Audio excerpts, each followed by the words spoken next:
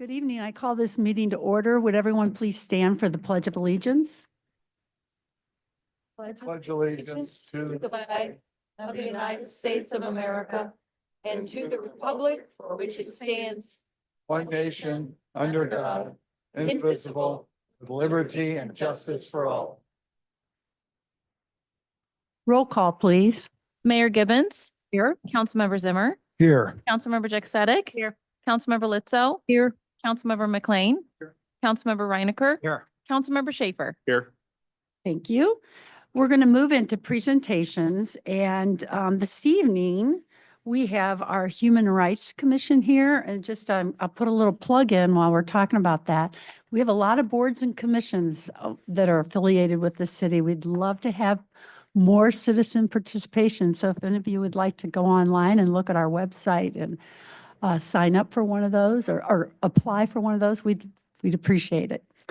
Tonight, we have David Hartung from the Human Rights Commission to give us a presentation on their annual report. Good evening, and thank you for having me here.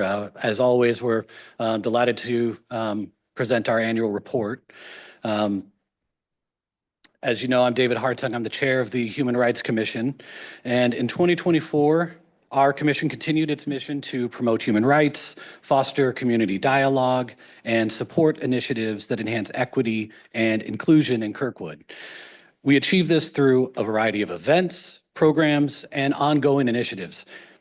Our year began with the Martin Luther King Jr. Day celebration at Kirkwood High School's Keating Center, which we co-hosted with the Meacham Park Neighborhood Improvement Association, Kirkwood Social Justice Coalition, and Kirkwood Historical Society. With approximately 350 to 400 attendees, and keynoted by Missouri Supreme Court Justice Robin Ransom, the first African-American woman to hold the position, and performances by the Community Gospel Choir, the event created a powerful space for community reflection and engagement. In February, we were proud to present the Dennis Hart Award to Tom Potachik at this very council, recognizing his significant contributions to community initiatives, including his involvement in the Attainable Housing Study. Our annual essay contest drew remarkable participation with 114 submissions from students at Kirkwood High School, Ursuline Academy, and MICDS. The quality of these essays demonstrated the thoughtfulness of our young people on important human rights issues. We presented awards to the 4 outstanding students at the June council meeting.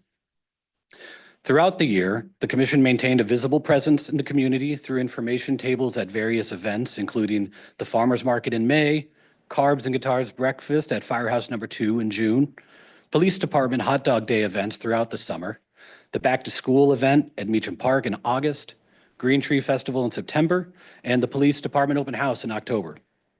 These opportunities allowed us to connect directly with residents and share information about our work and hear community concerns.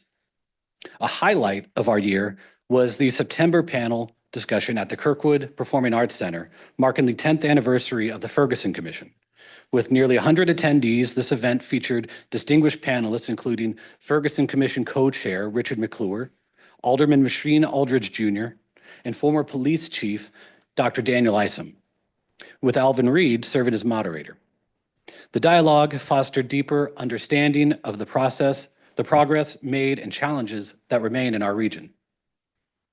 Throughout the year, we maintained regular quarterly meetings with Police Chief Murphy, discussing important topics such as officer training, staffing diversity, and community engagement initiatives. These productive conversations help strengthen the relationship between our police department and the communities they serve.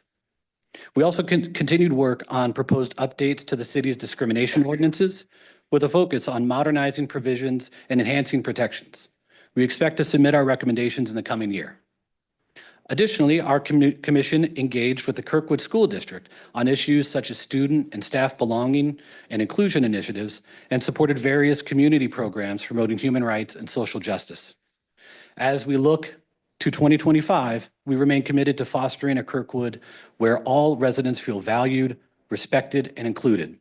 We're grateful for the county council's continued support of our work and welcome any questions or feedback you might have about our report. Thank you for your time this evening. Thank you, David, and please extend our thanks to the commission for all the work that you all do. Thank you. Thank you. And thank you to Mark McLean too, as our liaison.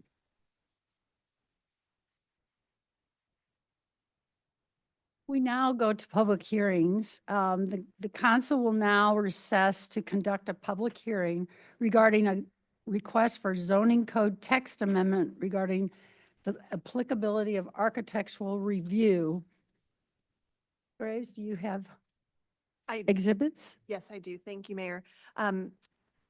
I'm going to list the exhibits for consideration this evening. An affidavit of publication in the Countian on March 14th, 2025 as Exhibit 1. An affidavit of publication in the Webster Kirkwood Times on March 14th as Exhibit 2. A memo for Planning and Development Services Director Jonathan Raish to the Planning and Zoning Commission members dated July 19th, 2023 as Exhibit 3. A memo from Planning and Development Services Director Jonathan Raish to the City Council dated August 17th, 2023 as Exhibit 4. A report of the Planning and Zoning Commission dated July 20th, 2023, in which the commission voted unanimously to recommend approval of the text amendment as Exhibit 5 and the Kirkwood Code of Ordinances as Exhibit 6. Thank you. Mr. Hawes, who's going to present this to the City Council? That would be the Director of Planning and Development Services, Jonathan Raish. Good evening, Mayor and Council. So this, as mentioned, this is a staff-initiated request for a zoning code text amendment related to the applicability of architectural review in the city. So this was initiated by staff after with an intention of streamlining permit review for applicants that are conducting minor work. Our recommendations were presented to the Architecture Review Board and to the Planning and Zoning Commission. A minor revision was made after ARB input because of that input, and then ARB and the Architecture Review Board and the Planning and Zoning Commission recommended approval of these changes. After those recommendations, staff, what I'll go through tonight, staff has included one reference in the presentation that was not part of the presentations to the ARB and the Planning and Zoning Commission initially, which is the elimination of duplicative review for single-family projects by the Architecture Review Board and the Landmarks Commission. This came up in a separate code review related to the Landmarks Commission ordinance, but staff believes it is appropriate to incorporate the exemption at this time, and I'll go over that as I go through my presentation.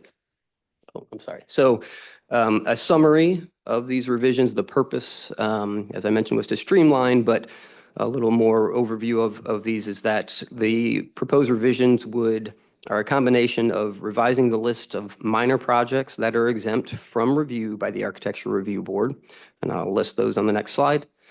It also removes ARB review, as I mentioned, from single-family projects that are required to be reviewed by the Landmarks Commission. So right now, those projects are reviewed by 2 boards. And it clarifies language to be consistent with other code sections, just using language consistently throughout our code or attempting to do so.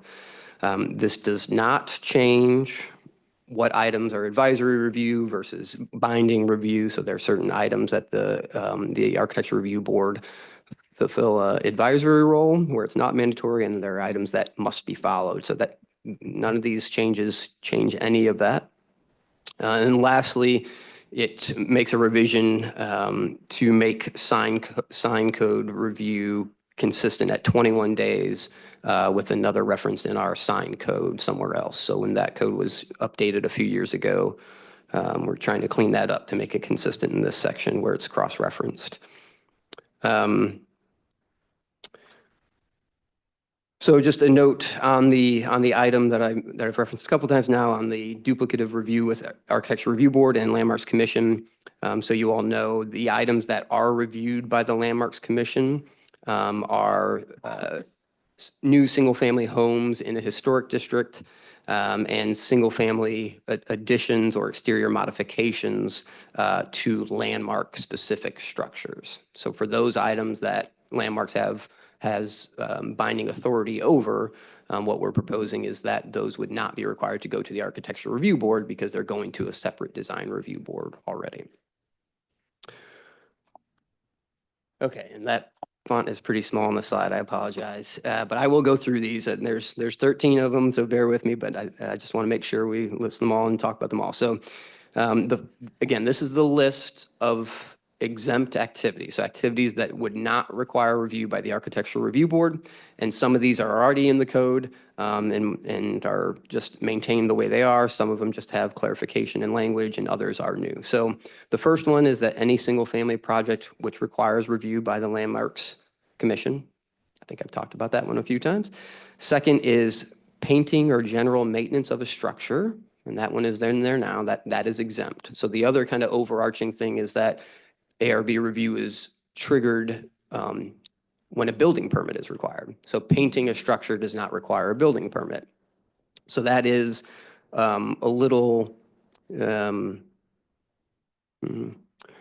it's kind of redundant a bit. However, what is added here is that for projects, it's clarification that for projects previously approved by the Architectural Review Board as a binding decision, which again is not single family, is all that means basically. So for multifamily and commercial buildings that have elevations that have been approved by the ARB, said painting shall be of color similar to what was indicated on the approved design to be considered an exempt activity. So the whole intent here is if the Architectural Review Board approves a multifamily or a commercial project and it has a certain color palette, that's obviously something they considered. We don't want someone to come back and do a whole different color scheme because that is crucial to the design of the building. So while it doesn't trigger a building permit requirement, we're clarifying interpretations that staff has given to applicants before is that you have approved elevations, you are beholden to those, even if the painting doesn't require a permit. Third item is changes in occupancy not involving exterior work. I think that's self-explanatory. So if businesses are moving in and out, but they're not changing the structure, just listing that as an exempt activity. Similarly, any interior renovations that will not alter and or affect the exterior elevations and facade of the building or structure or any exterior architectural features or exterior building elements. That's some of the phrasing we're trying to be consistent with throughout this code. Item 5 is minor alterations or expansions in fenestration, which are window and door openings as determined by the Planning and Development Service Director.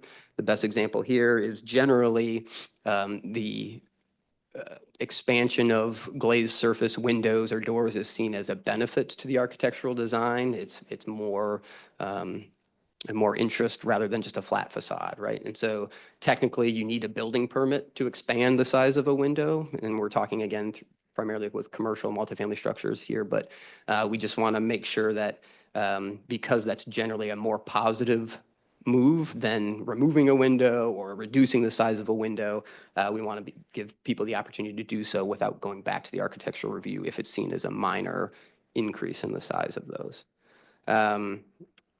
Let's see.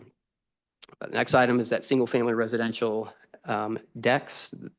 Okay, so and this is one. There are a couple of these that staff has been for years has interpreted the code this way, and we're trying to formalize some of these things because again, because of the minor nature. So single-family residential decks that are not covered by a roof, pergola, or similar structure are not visible from the street on which the house is addressed, do not include a chimney and or fireplace wall, and are no taller than 8 feet above grade as measured from the average adjacent grade to the top of the floor. So just thinking of your average first floor deck off the back of a house. Those are things without a roof that don't have a big impact on the architectural design. So we're saying you can do that. There are a number of these that when you put a roof on them, it affects the design more. So those would go to their ARB like an addition on your house, again, under the non-binding clause, but they would still go to the Architectural Review Board. And then when you elevate something above 8 feet, et cetera, these become more substantial structures that warrant review architecturally, in staff's opinion. Let's see. So next is roof-mounted solar energy systems, which include panels and panel frames that are a color which can complement the underlying roof. This is something ARB, a number of these are things that ARB has asked to not have come to them because they're, we want to encourage things like solar panels, and really they're kind of limited on what they can do to regulate these. And so ultimately what they generally say is make it a dark color to match your dark roof. So as long as we put in here, as long as it matches the roof, you don't even have to go to A or B because that's been the result for years. Next item is in-kind repair, replacement of exterior building elements of the same material, finish, configuration, and color. I think that's self-explanatory. Swimming pools, and we have not been bringing those to the Architectural Review Board. We want to formalize that and add it to the list here. Next, item 10, accessory structures equal to or less than 120 square feet in area and 12 feet in height when accessory to 1 and 2 family structures. This is something, so those structures typically don't require a permit, which means they wouldn't trigger architectural review. However, if you run electricity to that structure, it requires a permit. So by adding it to this list, we're just saying, just because you add electricity to a small shed shouldn't trigger architectural review. You're still going to be exempt from architectural review, even if we require a building permit. Retaining walls, except those constructed of poured concrete that are greater than 2 feet tall as measured from grade. Again, we have not taken them. What this does clarify is that, so any modular wall, a block wall, has that articulation and it can be as tall. Those are very normal ARB. Those are recommended by ARB. So any modular wall like that, that has that, you know, the modular and the articulation in the facade would be fine and exempt. It's when we get just the flat concrete wall that gets to be taller. We want to make sure ARB has a chance to comment on whether it needs to have a certain finish or et cetera. So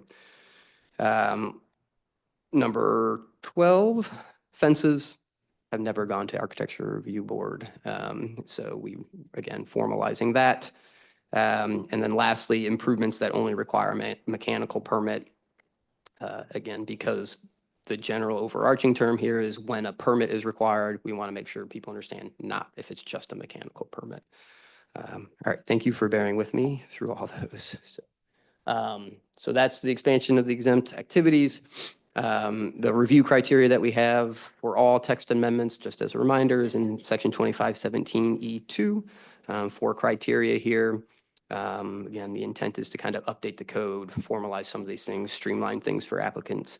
As I mentioned, the Planning and Zoning Commission and the Architecture Review Board recommended approval of the recommendations you have before you tonight. So with that, I'm available for any questions. Thank you. Council, have any questions? I have one on the sign change. Yes. And it talks about the board has to act within 21 days. Doesn't ARB meet once a month? Twice a month. Oh, they do meet twice. Mhm. So you're not going to run into a 30-day. Right. Okay, Yep. thanks. Thank you for checking. I have a question. It mentions a couple of times in here about the city's Historic Preservation Commission. So if you're looking at one of the memos, are you referencing the memo or the It's- draft? Yeah, it's a memo.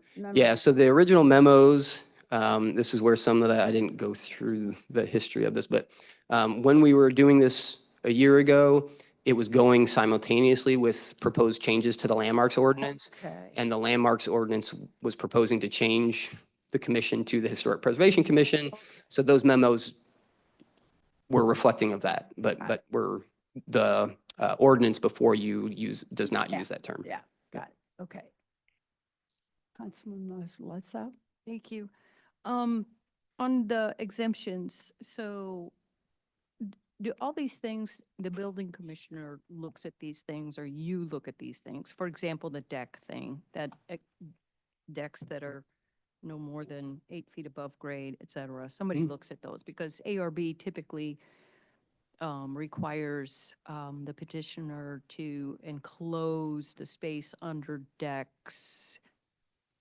That would still be some, you know what I mean? If it's, and I don't remember what the condition is. I think if it's non-usable space or I don't remember if it's used or not used, but they like to see lattice work or, 1x4s or 6s or something enclosing that space, just to make sure that if nobody's going to be looking at it anymore, the building commissioner would require it for Yeah, the- so those comments are generally, from my experience, in addition, along with an addition or a new house. So decks are not going alone, without roofs are not going now. So as proposed, staff would not be requiring additional design. It would be reviewed for building code requirements.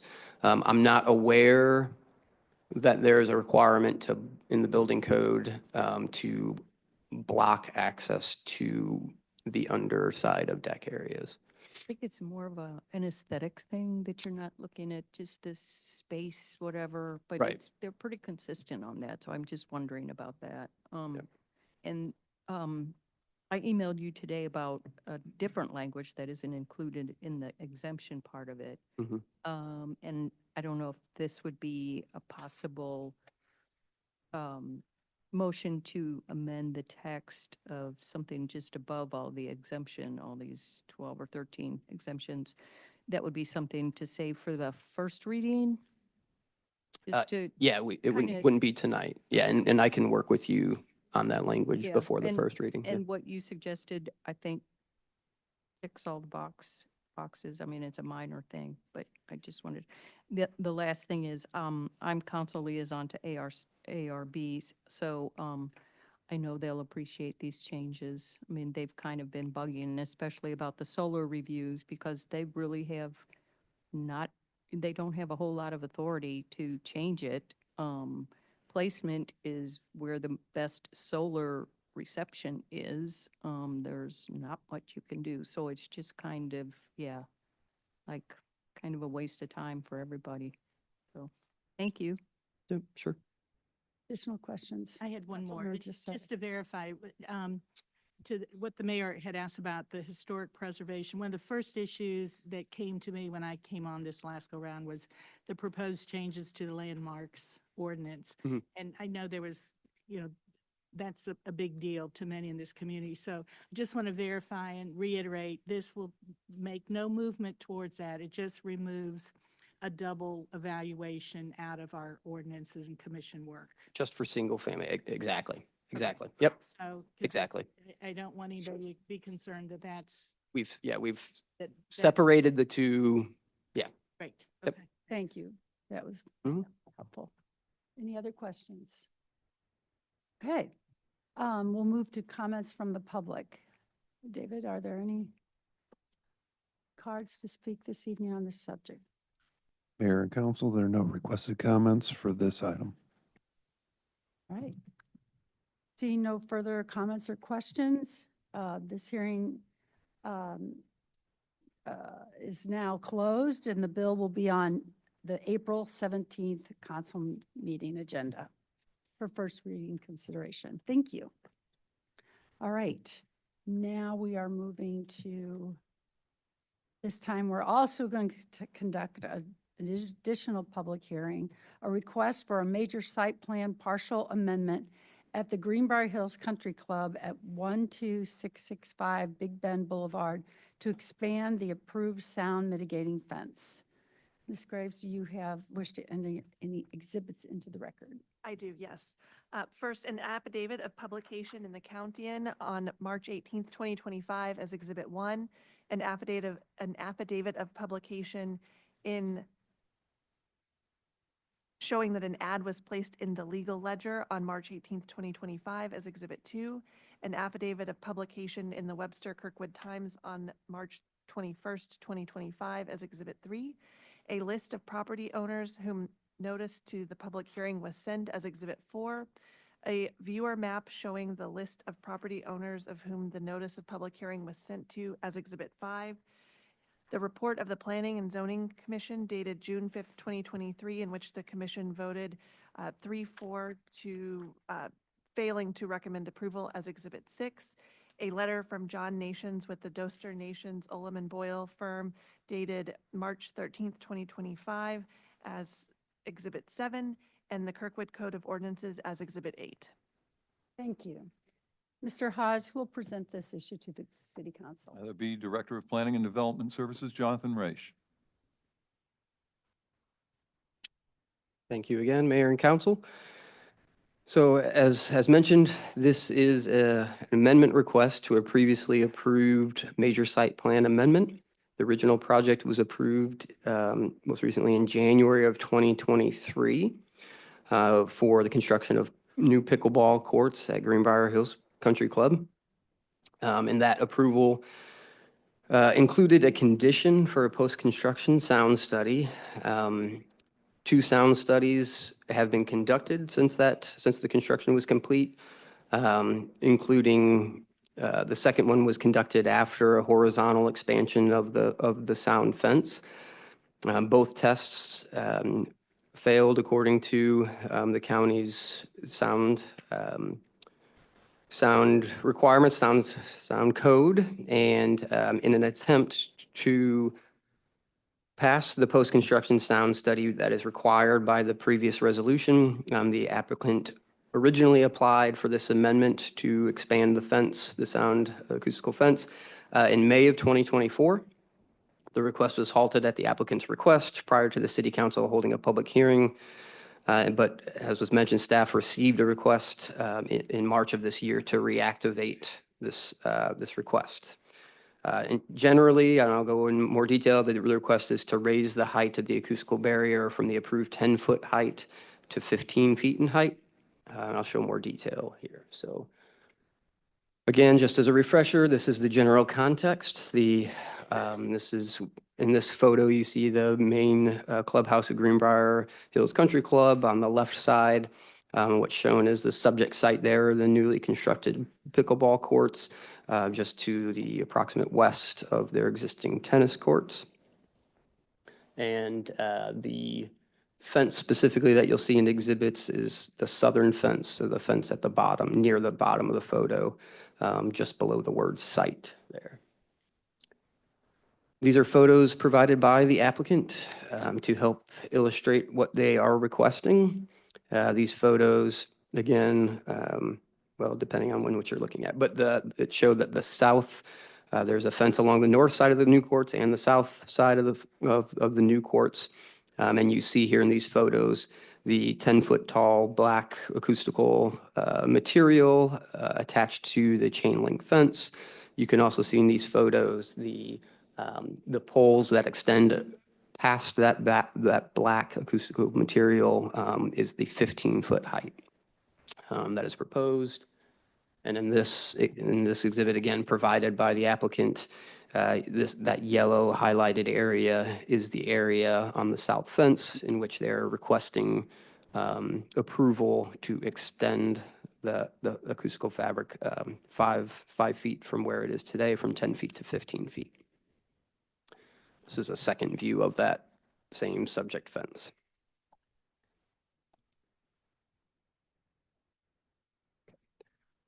So before getting into the actual text of their request, some additional background is that, as I mentioned, that in January of 2024, sorry, make sure I have of 2023, in January of 2023, City Council approved the 10-foot tall sound barrier shown in the photos on the north and south sides. Subsequently, staff approved a 15-foot tall chain link fence on the north and south as allowed by the city's fence code under the interpretation that the pickleball courts are functionally similar to tennis courts and therefore should be subject to the same requirements and allowances. And what you see on this slide at the top is the reference to section 539, which says that fences built around tennis courts shall be of open mesh construction and shall not exceed 15 feet in height.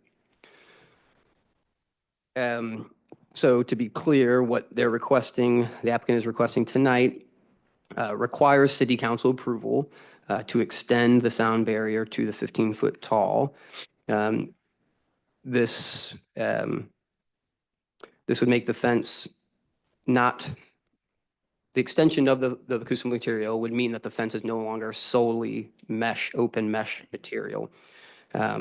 But per section 542 of the fence code, the city council, this section exempts fences approved by the city council from the regular provisions of the fence code.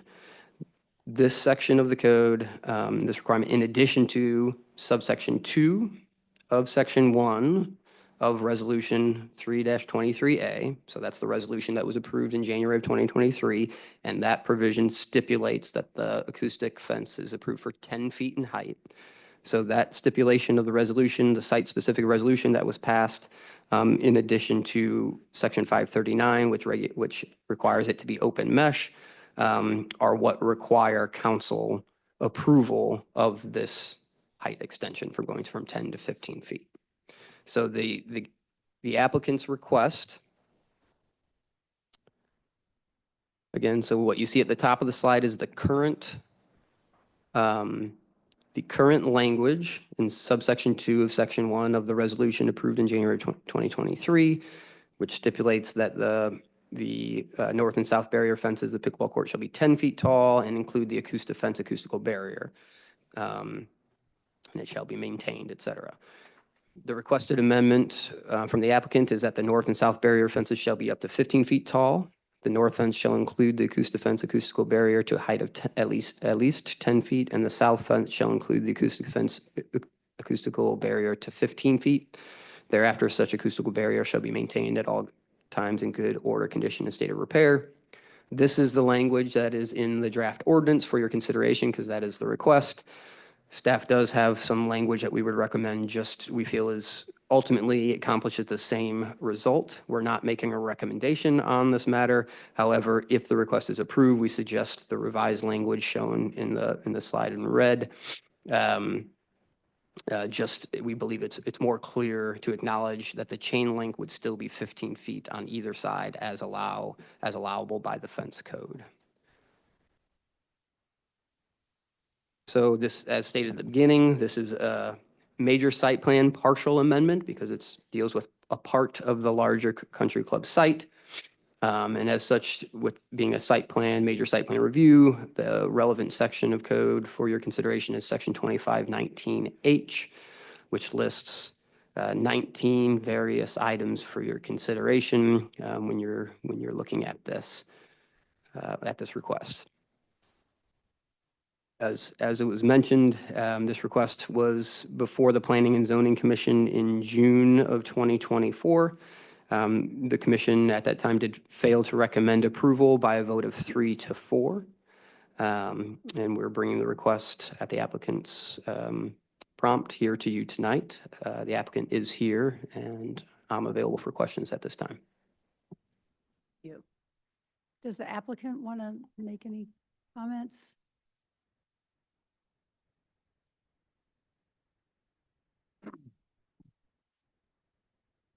Good evening, Mayor, members of the City Council, Mr. Hawes, Ms. Graves. My name is John Nations. I'm a lawyer. My firm is Doster Nations, Ullman Boyle, and then we're here on behalf of the applicant. This is a subject that all of you know very well. Mr. Raish did a wonderful job of giving you the background for it. That saves me a lot of time, which I'm sure will be pleasing to all of you. Basically, when this was approved, there was a condition in the ordinance about complying with the St. Louis County Noise Control Ordinance, as you're probably all well aware. We believe, and I'm joined here tonight by Jim Holtrop of Acoustic Control, who is our sound engineer, and several members of Greenbrier. And obviously, as you know, there are many members of Greenbrier who are also residents of Kirkwood. We believe, based on what we've seen, that adding the 5-foot acoustical fence is consistent with the plan, harmonious with all of your conditions, and will allow us to comply with the St. Louis County Noise Control Ordinance. Therefore, we're asking for that it be approved. One of the things I would like to address real quickly, something the city and I actually agree on, but I think it should be pointed out for the record because I was provided a study, excuse me, what was represented as a noise study by a firm called Spendiarian and Willis Acoustic and Noise Control, which I understand has been filed with the city. The reason I bring that up is because I think it's important to note that most of the findings, indeed the major findings in that noise control study by a firm who never visited the site and didn't do the work, says that the thing that applies here is the Kirkwood Code. One thing that Ms. Graves, Mr. Hessel, and I agree on is it's not the Kirkwood Code, it's the St. Louis County Noise Control Ordinance, and that's the standard that was encompassed in your resolution. In fact, St. Louis County has a specific provision in the St. Louis County Code which is 625.030, which says explicitly that the provisions of that code shall be in effect in all unincorporated parts of St. Louis County and in all cities, towns, and villages within the corporate limits of the county, except in those cities with a population of 75,000 or more. There are no cities in St. Louis County, including Kirkwood, which have 75,000 residents. Consequently, I think we all agree that the St. Louis County Noise Control Code is what's applied. That's what we've all been working on. And counsel for the city has advised the same thing. So our request is really very simple. If you look at the pictures and you go back to, they've been provided to you, they've been shown on the screen. The only request in front of you tonight is to add 5 feet of acoustical barrier on a fence that's already been approved at 15 feet. So it's adding the acoustical barrier between the 10-foot mark and the 15-foot mark as represented on the slide that's now in front of you. We believe it will be completely consistent with the plan that's been in front of you, that it complies with all of the conditions in the Kirkwood ordinances, which govern the review of major site plan amendments. And we respectfully ask for your favorable consideration. And I'll be glad to answer any questions to the extent that I'm able to. I will tell you that as we have all found out, the noise control code is a very technical thing. So that's why we brought our sound engineer tonight, who'll be glad to answer any questions as well. Thank you. Thank you, Mayor. Does council have questions? I have one. Yes. Are you going to do another noise test after the 15 feet? Yeah, after the 15 feet is put up, the city will require another noise test, and we probably will too. But yes, sir. Under the approval of Resolution 3-2023A, I think it is, another study will be performed. Thank you. Any additional questions over here? Yes. Thank you, Mayor. Councilmember Mr. Nations, I'm not sure if this is a question for you or for Jonathan. I have questions about the landscape plan that was approved for this project. I understand that some trees have been taken out, new ones have been planted.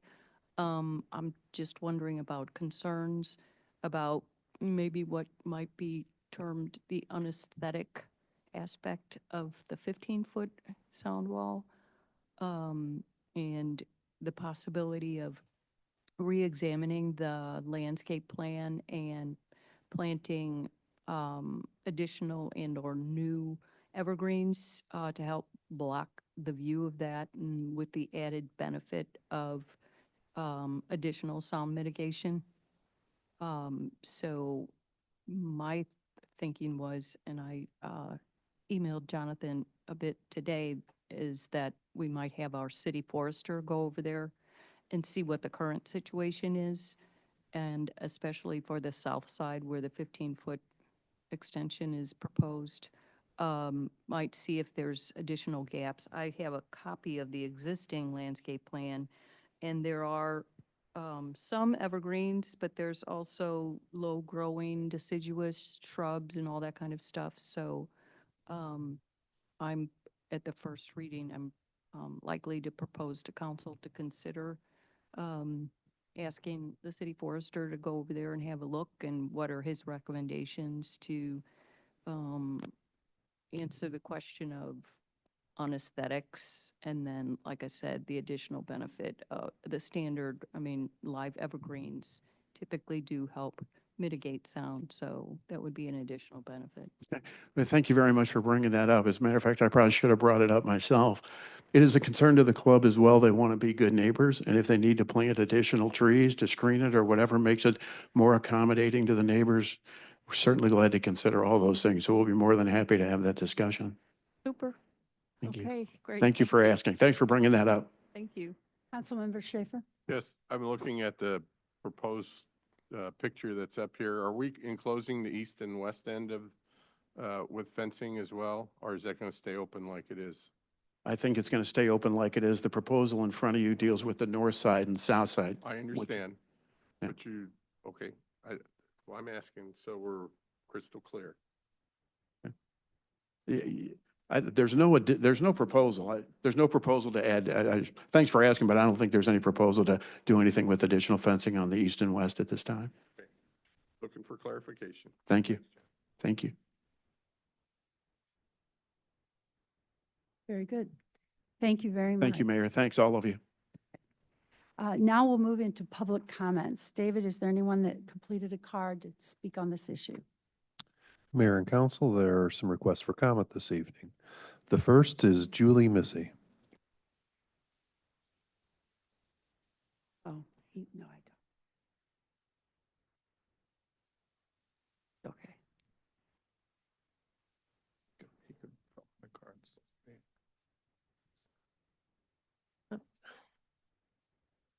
I'm not sure. Good evening, Mayor Gibbons and City Council members. For those of you who don't know me, I'm Julie Missy, and I live at 2131 Briargate Lane, adjacent to the pickleball courts. In June, the Planning and Zoning Committee voted not to recommend the approval of raising the height of the fence surrounding Greenbrier's pickleball courts to 15 feet, and I believe the City Council should do the same. I could not have imagined back in 2022, when Greenbrier first proposed building these courts a mere 60 feet from my property, that we would still be talking about this 3 years later. There is one major thing my neighbors and I did predict, though. The fact that the noise generated by the courts would exceed the St. Louis County noise ordinance. The neighbors had a simple request, that the club be asked to consider a location that was further away from residential properties.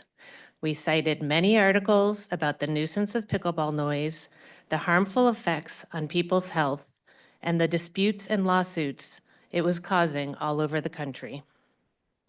Even with the significant evidence that we provided to the City of Kirkwood and the Greenbrier Board about this, the proposal was approved.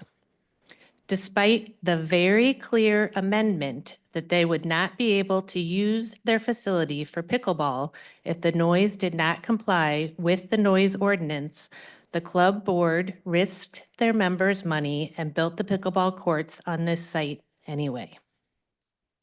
You may recall the neighborhood commissioned a review of the proposed pickleball court site by one of the nation's leading experts in pickleball noise mitigation, Spendarian and Willis Acoustics and Noise Control. This was their conclusion.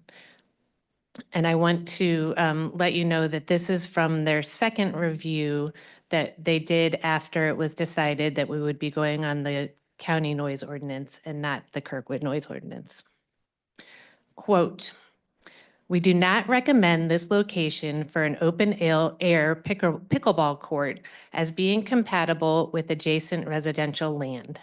Given the close proximity to homes on two opposite sides, the elevation difference between the homes and pickleball courts, and our experience with similar pickleball sites, a noise abatement plan involving a sound wall system will not provide sufficient mitigation at this location. First floor elevations for the homes on Briargate are at least 16 feet above the proposed courts, with some homes having raised decks. In order for a sound wall to be effective, it must block the line of sight from the homes, including any upper level windows to the players on the courts. The difference in elevation makes a sound wall impractical. An effective noise abatement plan is likely to require the construction of a building with a roof to contain the impulsive sound power levels produced by pickleball." End quote. As you can see in the photo taken from the second-story deck of my neighbor's home on Briargate, the additional 5 feet of wall indicated by the yellow line is not going to be enough to block the line of sight to the players on the north side. They will be visible and heard. There is another problem with this attempted mitigation effort: the parallel surfaces of the north and south fences. The Acoustifence material becomes reflective at the high frequency pitch of a pickleball pop. In the Zoom video I shared with you via email with our consultant, Dr. Willis, he describes, quote, When this is the case, you get sound bouncing back and forth between those parallel surfaces. It has nowhere to go. It can't really dissipate because there's nothing to absorb it. And so most of it just ends up going over the top of the barrier anyway. You can actually create new noise issues in locations where there wasn't a noise issue before you installed the noise abatement. It is more helpful to think of a noise barrier not so much as a sound blocker, but a sound reflector, a redirector, as it will block sound going in one direction, but it is going to redirect it in another direction. End quote. You can see on the north side of the fence, the sound may get even louder because there's that big gap where there's no fence. So if you raise the fence, it's going to bounce right out there. Could you move to the next slide, please? As you can see in these before and after construction photos taken from my backyard, that our properties have already been devalued considerably by the unsightly structure that now sits squarely in our view. Every time I glance out my window of my home, I have to see this massive expanse of black fence. If an additional 5 feet of black opaque fencing that will span the width of the backyards of 3 residential properties is added, it will definitely adversely affect the character of the neighborhood. Would you want to buy a house with this view in the backyard? Greenbrier knew they were taking a risk when they built this structure.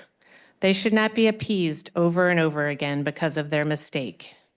If the 15-foot wall fails, as our expert says it will, what happens next? 20 feet? 30 feet? Jim Atkins, the chair of the P&Z Commission, said this at a P&Z meeting in November of 2022. Quote, "This could be a very expensive project that Greenbrier takes on only to have the neighbors be able to prove that this is a nuisance and can't use it for pickleball courts. That is a risk Greenbrier is taking. We have 2 sound experts weighing in and coming to different conclusions." End quote. Well, we now know, after 2 failed sound studies, that only one of those sound experts was correct, the one consulted by the neighbors, Spendarian and Willis. This is why we need to stop coming back to this issue over and over again. The club made a mistake, and they should move on.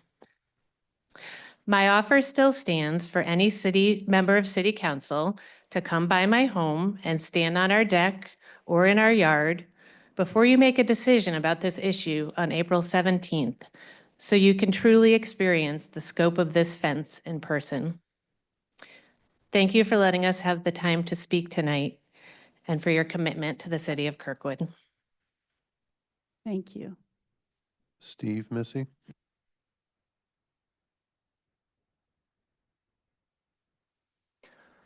Hello, Mayor Gibbons and members of the City Council. Thank you for this opportunity to speak. I would like to start by saying that I love playing pickleball. I believe in community. I'm a high school teacher. I believe in the value of activities that bring people together. I understand the attraction of pickleball. The community vibe surrounding pickleball is well known, and mixed age and gender games are a common occurrence. I was introduced to pickleball by a septuagenarian couple who regularly crush me and my non-septuagenarian partners. However, my primary opposition to this project from the beginning has been that it represents a significant health and safety hazard to my family because the courts are located too close to our homes. From the very beginning, we have provided numerous sources that discuss the negative effects that exposure to repetitive, highly impulsive noise can have on the human nervous system. When the pickleball paddle hits the ball, it creates a popping sound that causes mental false alarms and triggers the fight or flight response, making it difficult to relax, concentrate, or sleep soundly. This continual noise can cause stress, fatigue, and anxiety, and noise from 4 courts less than 60 feet away from nearby homes will be continual.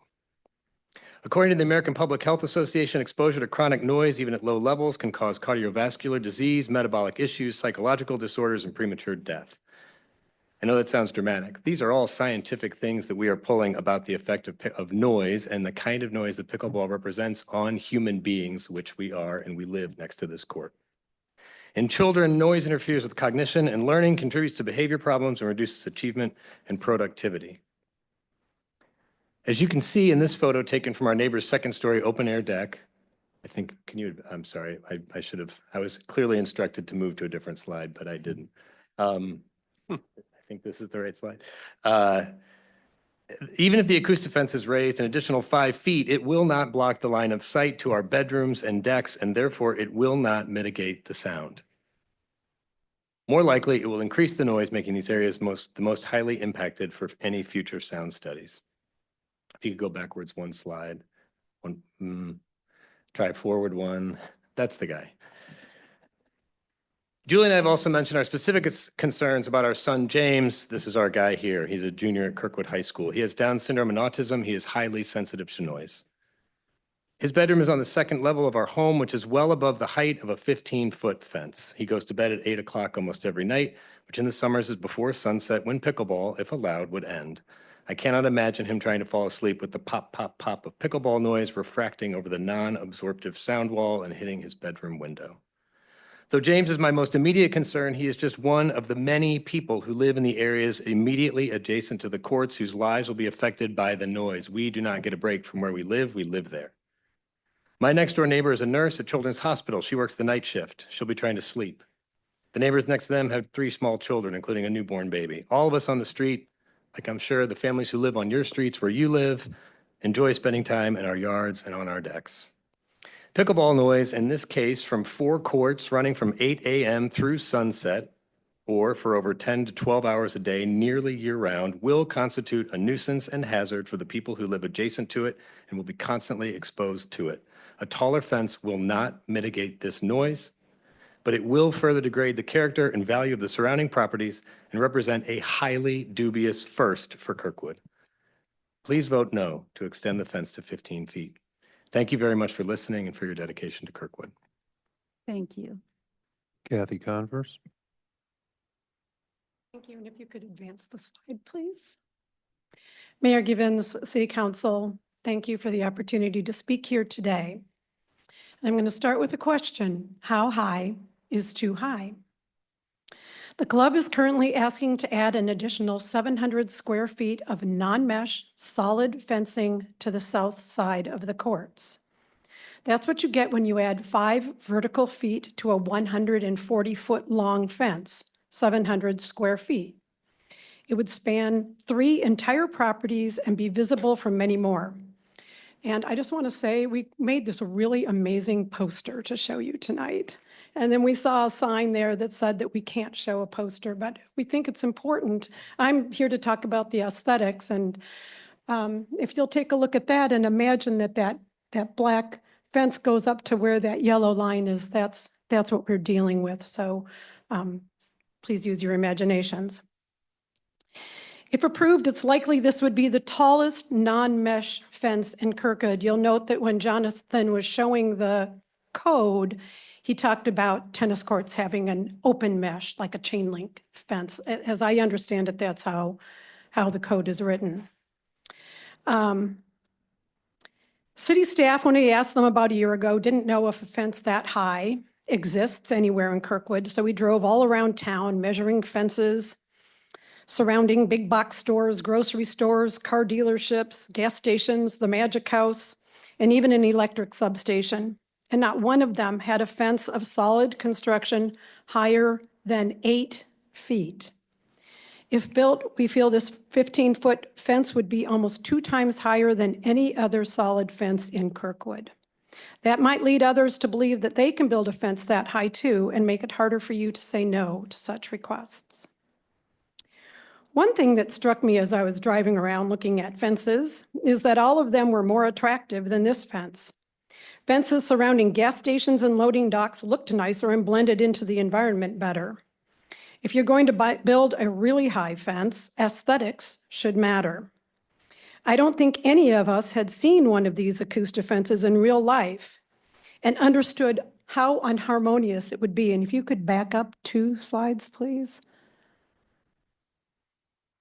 You'll see there again the before and after pictures, and and it just doesn't look like anything else in the neighborhood.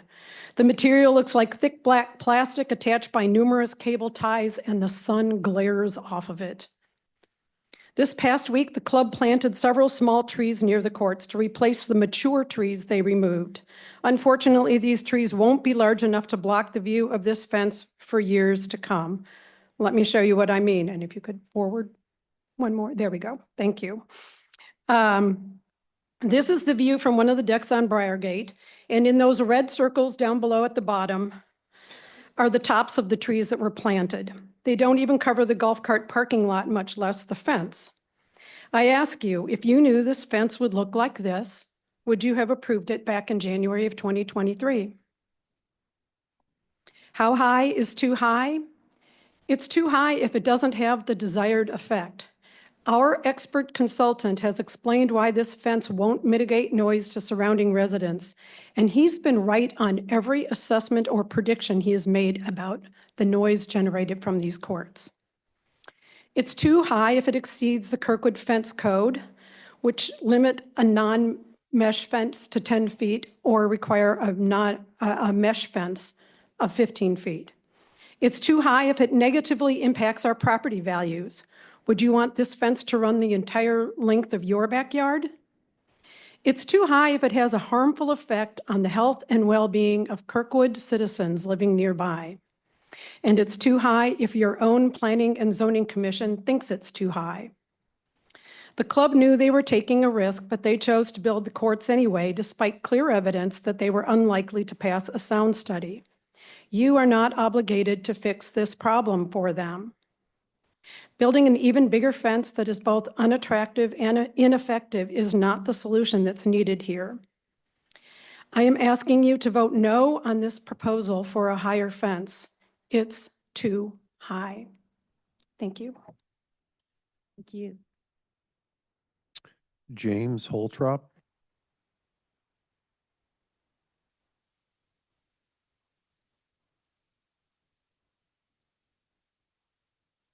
Good evening, Mayor and council members. I'm James Heltrup. I'm the principal acoustical consultant for Acoustic Control, which is based in Wildwood, Missouri. And I'm only here to answer any questions you might have about the St. Louis County Noise Code or any other questions that you may have. I don't have any statement to make. Yeah, I'd like to know how, we were told in one meeting that you take a reading 1 minute for every in 1 hour or something, or explain how the test works. Okay, so under the St. Louis County Noise Code, Yeah. they have a specific procedure written out to determine if you have a violation or not. And basically what they do is take a series of 1 minute averages, and then they compare that result to the tables that are attached to the code. The only other measurement that's in the code is to determine whether it's impulsive or not. And if it's impulsive, you get a -5 dB reduction. So let's say you can be at, I'll use an easy example. So let's say the code says, let's say you hit 55, okay? Which means if you're at 55 or less, you automatically pass, okay? Because everything, that's an automatic. However, in the code itself, what it says, you're allowed to be at higher numbers for shorter periods of time. That's why they look at 1 minute averages and compare it to the table to determine whether there's a violation. So, and in my example, if you suffer a 5 dB problem, say you exceed impulsive, then by code, it would drop to 50. So if you were 60 minutes at 50, you would you would still be compliant. As long as there's one thing that they always look at. If the ambient noise, which would be whatever the noise is, say before or after, okay, so let's say the ambient is 54. Anytime you're at 54, you would be in compliance automatically. So it's very complicated way that they do these measurements. And I hope that answered the question. Okay. I think what we'll do, since this is a time for comments from the public, Okay, we'll have discussion after, and if anything else comes up, we'll bring you back up. that's fine. Okay, Thank you. thank you. John Nations.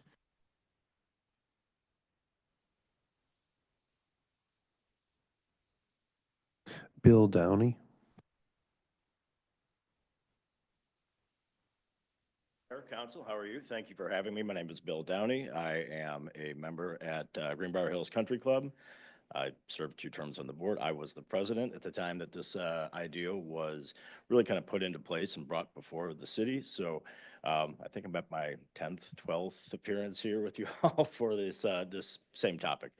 I don't have a lot to say. I will offer to answer any questions as offered by Jim at the end, because I've been a part of this from the civil engineering review to the preliminary sound studies that we did to determine this would be a good idea.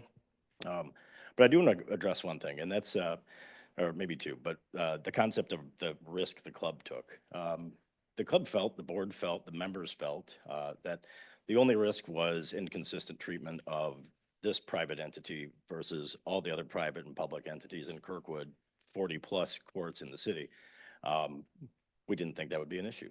We thought that would be something that would be fairly arbitrated and seen that would bear out the same result that any other court does. This 60-foot distance is the same as the courts at Kirkwood Park from the property lines on West Adams. Again, we didn't think there was risk there.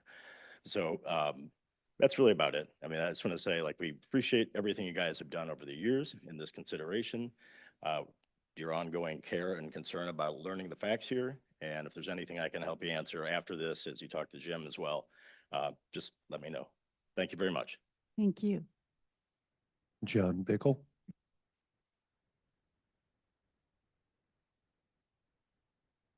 Good evening. I do have some prepared remarks. So good evening, Mayor Gibbons and the City Council. My name is John Bickle. I reside at 75 West Glenwood Lane in Osage Hills. Thank you for the chance to comment this evening on Greenbrier's request to install the sound attenuation material, which will enable our project to satisfy the resolution conditions for approval. For context, I'm a lifelong resident of Kirkwood. I've lived in Osage Hills since 1998 and at 75 West Glenwood, right across the street from the 18th Green, since 2002. And I've been a member of Greenbrier since 2007, and currently am serving my 2nd term on the Board of Governors. And I served as the club president last year in 2024. So I've been heavily involved in this entire project. Many of you in this room have attended an event at Greenbrier, whether for a wedding, social gathering, or business meeting. Since 1925, Greenbrier has been a cherished gathering place and a longstanding pillar of our community, and we intend to maintain that tradition well into the future. I've been asked to represent Greenbrier this evening and explain our request to extend the installation of the sound attenuation material to ensure that the sound study effectively meets the required county sound level standard. Additionally, Greenbrier has exceeded the original site plan for landscaping and tree planting, and we plan to plant even more trees to enhance the view beyond the initial proposal. Excuse me. If you haven't seen the progress made so far, it's really starting to look nice. We also had a downed tree over there, which created some issue and delay. Many people have asked us why we're enduring all of this. Why do we invest such effort and resources? Why do we attend so many public hearings? The answer is straightforward. We want Greenbrier to remain the attractive pillar of Kirkwood that it has been for generations. I grew up here. This is my home. It always has been, and it has been and always will be.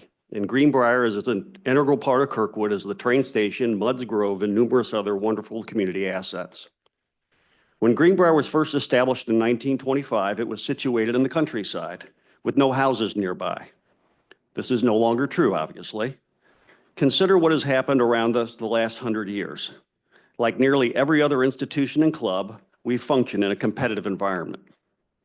Too often in St. Louis, people lament the numerous community assets that have vanished in our lifetimes and wonder how so much could disappear so quickly. How many times must we ask why our generation has been unable to sustain what were the pillars of the community in our youth? We don't want Greenbrier added to that unfavorable list. Adding these pickleball courts showcases our commitment to meeting the needs of new generations, ensuring that Greenbrier remains a vibrant community both now and into the future. This will help it continue to be the community jewel it is for another 100 years, allowing future generations to appreciate our efforts. We request the installation of open mesh up to 15 feet as permitted by the Kirkwood Code, and ask to position the sound cover at that height, which would visually resemble our other mesh. We don't plan to go any higher. We have a sound test indicating that we passed. One company states that we passed, while another claims that we did not. Even if we can test the results, we are close enough that this addition will facilitate passing the next sound study easily. We do not ask for special treatment from any other pickleball court in Kirkwood that was not required to conduct a sound study for operation. These sound studies were conducted under the most extreme conditions established by the city, not necessarily the sound engineers. They do not reflect regular play.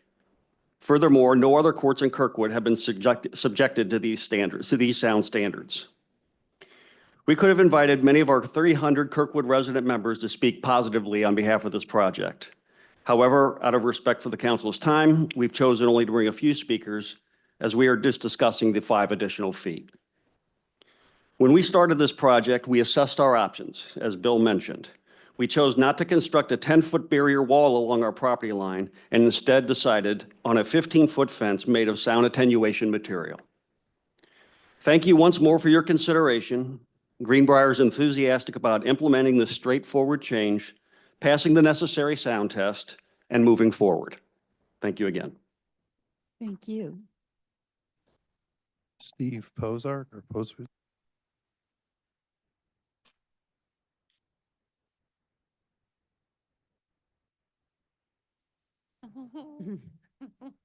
Mayor, members of the council, my name is Steve Pozarek, and I'm also a member of Greenbrier.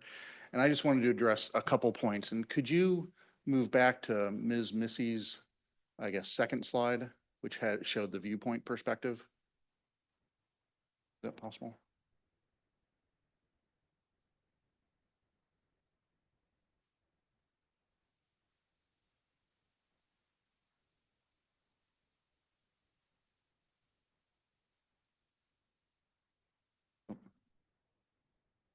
Oh, you don't? Okay. Well, while he's trying to do that, I just want to make one point about, or 2 points about those pictures. First, the before view is taken from a much different perspective than the after view. The before view, you can see it's framed by 2 trees. There's cart paths in the distance. The second view is taken from a much closer zoom, and it looks like you're about 4 feet away from the cart path that is well back in the background. So I think it's a skewed perspective. No, not that one. But anyway, we'll go to this one for next. So another skewed perspective here. If you look at it, so those people are at the edge of the courts, or those figures, not people, and they're almost as tall as the 10-foot line. So, I mean, those people would have to be 10 to 12 feet tall in and of themselves. So I think that, again, presents another skewed perspective of what the actual view would be. And so I just wanted to make sure that, those points were made to the city council and that you all took that into consideration as, so here's the view. And you can see that on the upper left picture, the close cart path is the cart path you see in the very foreground of the picture in the lower right. So I think, again, that's, you have to keep that in perspective. And so I just, again, ask for your consideration, and also pointing out that we don't intend to change the court's, current construction, the current sound and attenuation material. So that viewpoint is going to stay regardless of what action the council takes. And I do have As Mr. Bickle pointed out, we've made some additional landscaping, and I have pictures of that. I can send those to Jonathan at a later date or hand them out tonight. So, but thank you for your time. Thank you. Leland McClure.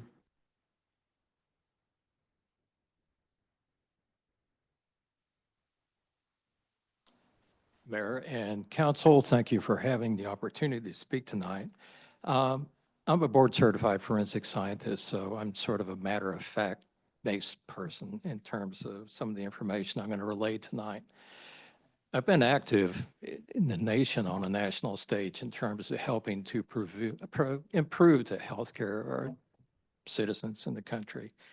And I still continue to do that. When I look at getting prepared tonight to talk about what's going on with this pickleball court, some of the things that are referenced here were the model noise ordinance that was published just back in September of 2024, and this was in conjunction with the Environmental Protection Agency. This is a new model ordinance that has come out. And the issue with the impulsive noise when we talk about pickleball and why it's important is compared to a noise continuum in the background. Our human physiology can get used to that. Pickleball, though, is classified by the EPA as the same impulsive noise category as what you would see with a gunshot explosion. Pickleball with the crack and the snap of the ball against the paddle. So with impulsive noise, when we look at how the human physiology is wired, every time you hear that crack, you generate a startle response, whether it's animals or with its people. And that's part of the concern across the nation when you see pickleball courts that have been built close to residential areas. When I look at the guidance that's out there for the acceptance and the setbacks for pickleball courts with respect to residences, this model noise ordinance for pickleball recommends an 800-foot setback without abatements. The lowest abatement setback that they have is 250 feet. And with that, where you have barriers that exist for abatement, those have to make sure that they cut the line of sight. When we look at some of the pictures that are out there, the line of sight is not broken by the barrier that's being proposed in this case at this time. Noise, unlike a fog that's on the ground that you can contain, it's line of sight. It's like a beam of light. Only thing is it's a lower frequency than light. It's noise. In general, though, one of the things I want to read on here is that something in the preamble on this ordinance was that siting a pickleball court without proper planning is the functional equivalent of planning to create noise problems and community conflicts. Now, I've been a past trustee for this Osage Hills subdivision, 2-3 times for many years. And I've seen many of you that I see here today that we spoke to on many occasions. And I really feel badly for this because this has really arisen to a community conflict. We've always used to been good neighbors, and I hope that it will still continue to have a good neighborly relationship between Osage Hills and the country club. But you should take a look at what's out there in terms of this model noise ordinance. Look at what's there for the line of sight barriers that are required for noise abatement and see if it's going to be truly effective. And you got to take that into consideration as you start evaluating what your response is going to be for being able to control what's, in this case, impulsive noise. And one of the things, and the last thing I'll say on here in the noise ordinance model that is here is that says neighbors should not have to listen to others' noise within our houses. And when we look at the definition of what impulsive noise is and where you can hear it inside of a house, that's something that the EPA says that's a noise disturbance, noise nuisance. So thank you for your time, and take a look at the information that's out there. Thank you. Mayor and council, there are no additional requests for comment at this time. Does the council have any additional questions or comments?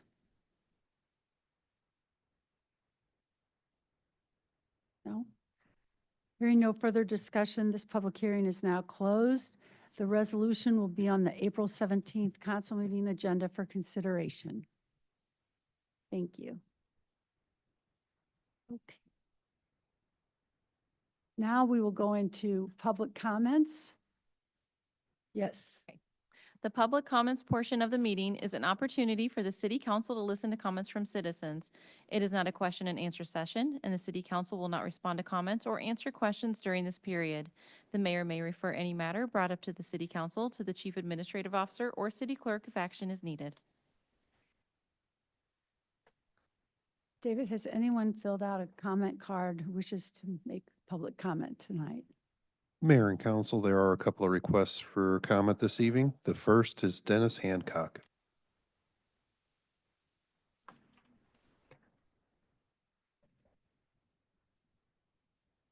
Good evening, Mayor and members of the council. My name is Dennis Hancock, and I represent the St. Louis County 3rd District at the County Council. Wanted to talk to you this evening about Proposition B, which is going to be on next Tuesday's ballot. And despite assertions by the county executive and others, Proposition B will not result in chaos. It will not result in disruption of county services, and it will not diminish the power and authority of the county executive. Proposition B will not change anything about the police chief, who's an employee of the Board of Police Commissioners. But what Proposition B will do is give the county council the ability to hold the county's department heads accountable for their actions. And here are some recent examples that illustrate why Proposition B is needed. The first has to do with the county councilor. Recently, the county councilor entered into 2 contracts with outside attorneys in violation of the county charter. One of those contracts was put in place so that some county department heads could sue the county to have Proposition B removed from the ballot. The other was the county executive's much publicized suit versus the governor over who got to appoint the new prosecuting attorney. The taxpayers of St. Louis County paid for both of those actions with no input from the county council.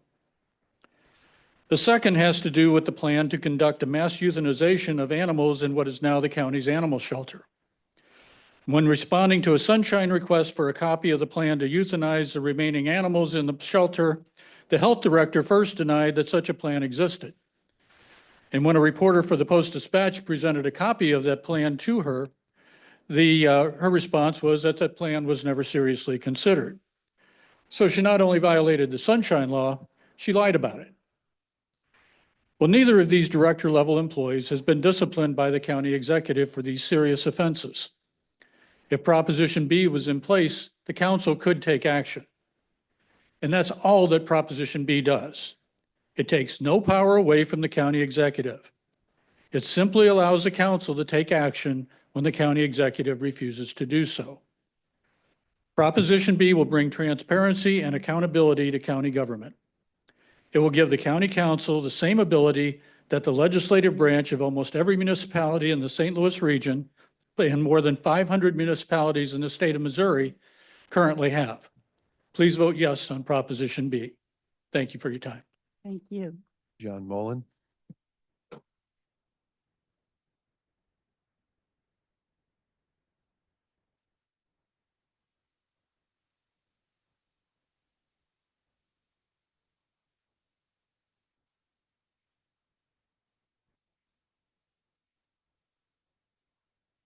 Thank you, council. Thank you, your honor.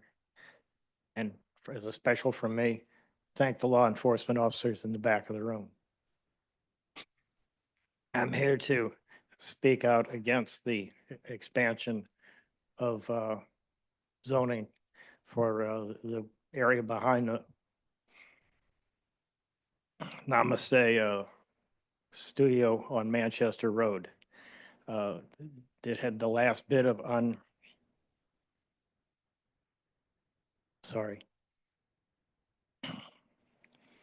the zoning was not changed, is up for zoning, for a permit for zoning now. And we're afraid that it will, we being the neighbors, would be afraid that the unzoned area would parallel Manchester for a short bit. But in the future, somebody could buy that land or change it so that the land on either side of that and on down the road behind the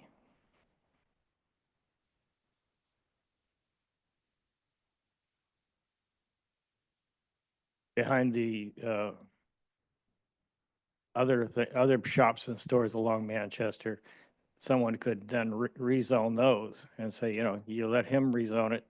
I want my area rezoned. And the next thing you know, we who have a barrier against that would be staring at the side walls or the top walls of properties that currently are isolated from the people in the neighborhood. Maybe it's best I stop there. Thank you. Mayor and council, there are no additional requests for comment at this time.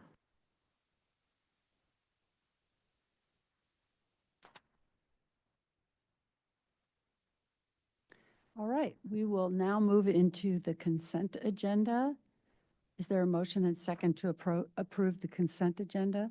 Motion.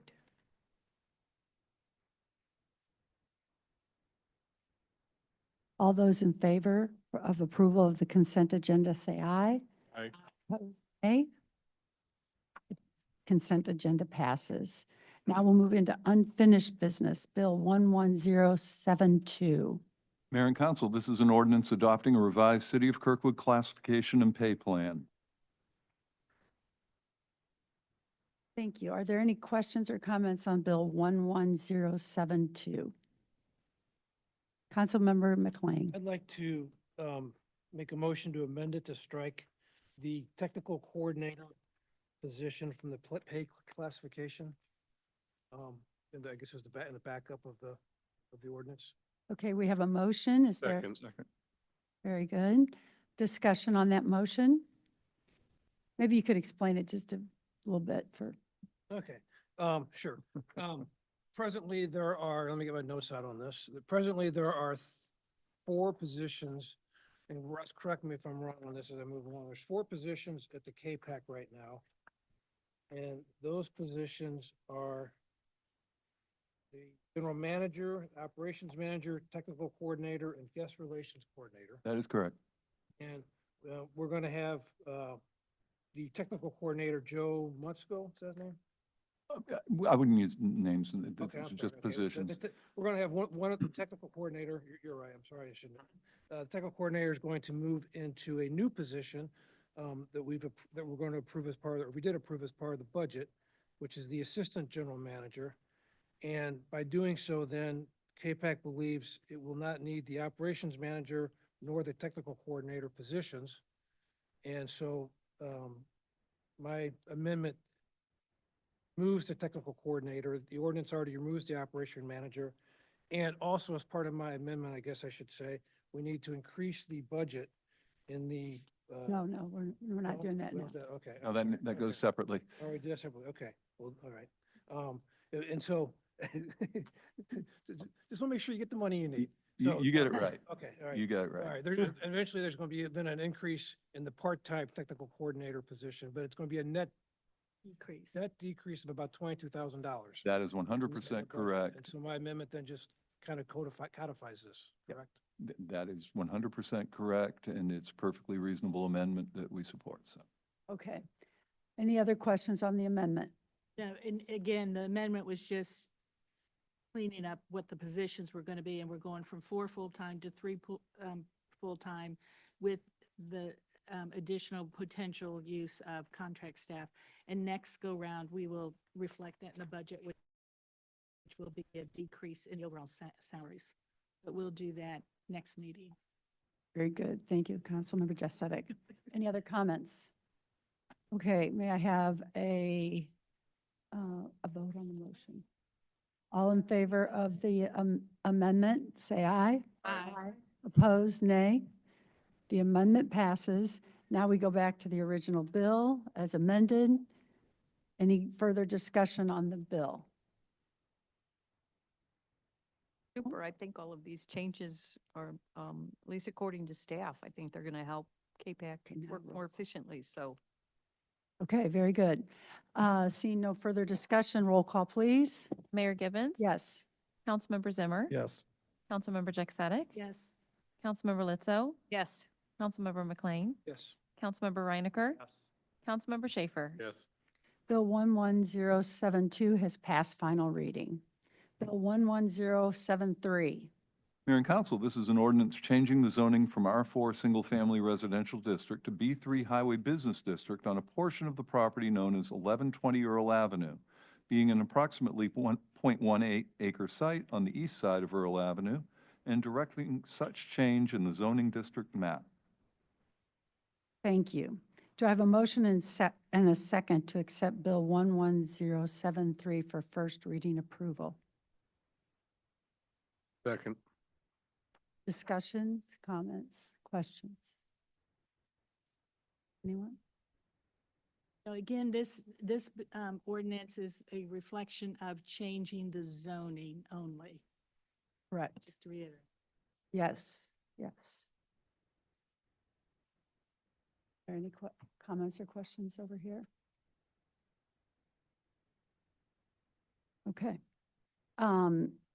No, seeing no further discussion, all in favor of first reading approval of Bill 11073, say aye. All opposed, say nay. Nay. The bill is not passed. Bill 11074. Mayor and council, this is an ordinance vacating a 25-foot wide right-of-way on a tract of land being part of Lot 7 of Robin Hood, recorded in Plat Book 57, page 34 of the St. Louis County Records, located in the city of Kirkwood, St. Louis County, Missouri.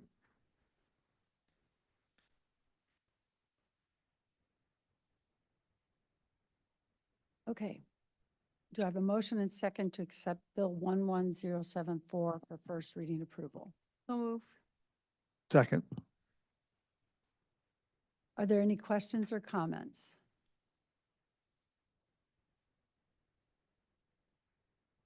Okay, all in favor of first reading approval of Bill 11074, say aye. Aye. Opposed, nay.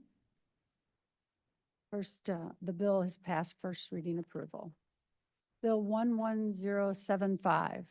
Mayor and council, this is an ordinance amending the Kirkwood Code of Ordinances, Chapter 3, Article 2, Intoxicating Liquor, Divisions 1, 2, and 3.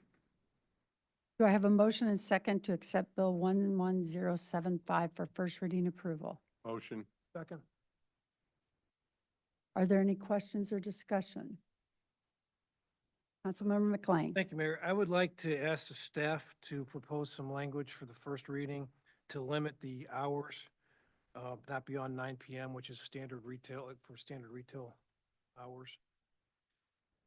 We can, second reading. It would be for a second reading? Okay, I'm sorry, second reading. Right. Yeah, we can provide a revised ordinance to that effect if that's what council would like. Okay. Thank you. Okay, so we go We'll ahead. provide such.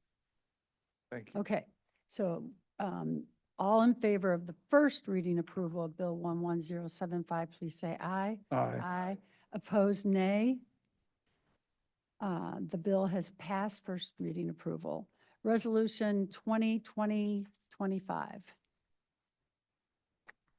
Mayor and council, this is a resolution accepting the bid of Don Brown Chevrolet in the amount of $40,897 pursuant to Missouri Buys Cooperative Contract for the purchase of a 2025 Chevy Traverse all-wheel drive with emergency lighting for the building division, and authorizing and directing the Director of Procurement to issue a purchase order.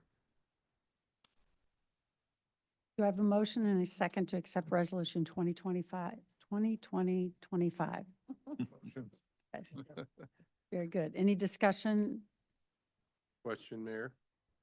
I know in our 2022 strategic plan, we were talking about converting all of our vehicles in Kirkwood to electric vehicles. And I look here, we're 3 years later and we're going back to gas. Not that I'm in favor of one over the other. I'm just trying to understand. We spent thousands of dollars on a strategic plan back in 2022 and how we're changing that now. So that's just a comment. That's all I'm making is a comment there. Okay. Are there any other discussion, comments, questions? No, okay, roll call, please. Mayor Gibbons? Yes. Councilmember Zimmer? Yes. Councilmember Jack Sadek?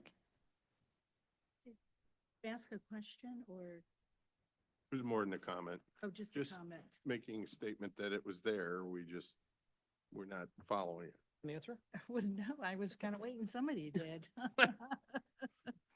Well, He said I'll it be was glad a if you comment. He said it was Oh, a I'm comment. specifically said it was just a comment, but Okay. I'll be glad to respond if someone Yeah, would I like a mean, response. are we now going to gas? I would like to know if that's our direction now.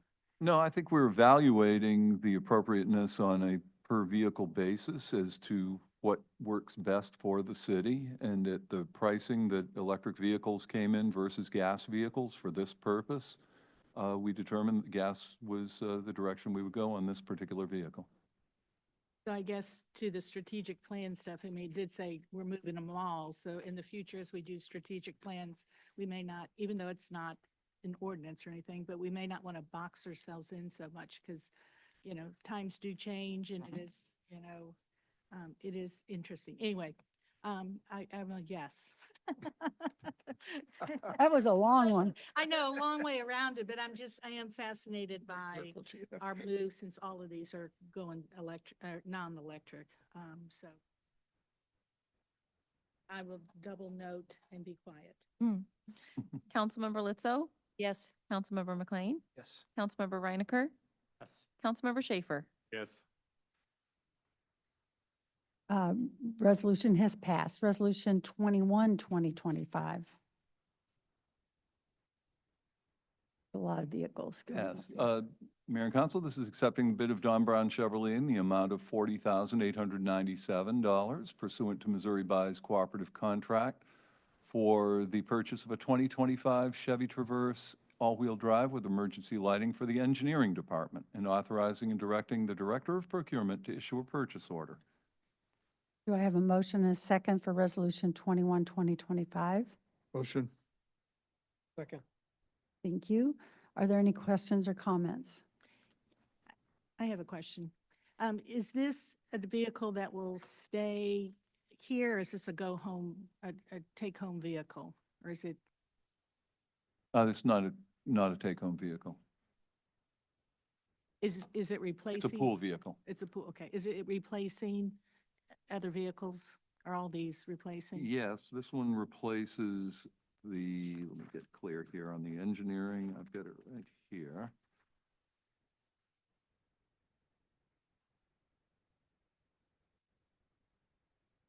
Great. Replacing the Ford Escape? It's Okay, so it's a Ford Escape. Okay, yes. It's replacing the 2016 Ford Escape. And then All right. do we sell that one then, the one we're replacing? Yes, those will go on gov bids and we'll receive the funds from that sale. That is correct. Mhm. Any other questions or comments? Roll call, please. Mayor Gibbons? Yes. Councilmember Zimmer? Yes. Councilmember Jack Sadek? Yes. Councilmember Litzo? Yes. Councilmember McLean? Yes. Councilmember Reinecker? Yes. Councilmember Schaefer? Yes. Resolution has passed. Resolution 22, 2025. Mayor and Council, this is accepting the bid of Broadway Ford Truck Sales Incorporated in the amount of $48,525 pursuant to State of Missouri Cooperative Contract for the purchase of a 2025 Ford F-150 Super Crew 4x4 for the Police Department, and authorizing and directing the Director of Procurement to issue a purchase order. Do I have a motion and a second to accept Resolution 22, 2025? So move. Second. Any discussion? Roll call, please. Wait a minute, I have a question. Is this going to be marked as a police car, Russ, or? No, this one's an unmarked Okay. vehicle, replacing a current Ram pickup that we have, a 2015 Ram. It's not marked. Roll call, please. Mayor Gibbons? Yes. Councilmember Zimmer? Yes. Councilmember Jack Sadek? Yes. Councilmember Litzo? Yes. Councilmember McLean? Yes. Councilmember Reinecker? Yes. Councilmember Schaefer? Yes. The resolution passes. Resolution 23, 2025. Mayor and Council, this is a resolution accepting the bid of Bellman Chrysler Dodge Jeep Ram in the amount of $88,070 pursuant to the State of Missouri Cooperative Contract for the purchase of two 2025 Dodge Durango Pursuit all-wheel drives for the Detective Unit of the Police Department, and authorizing and directing the Director of Procurement to issue a purchase order. Do I have a motion and a second to accept Resolution 23, 2025 as read? Motion. Second. Roll call, please. Oh, wait.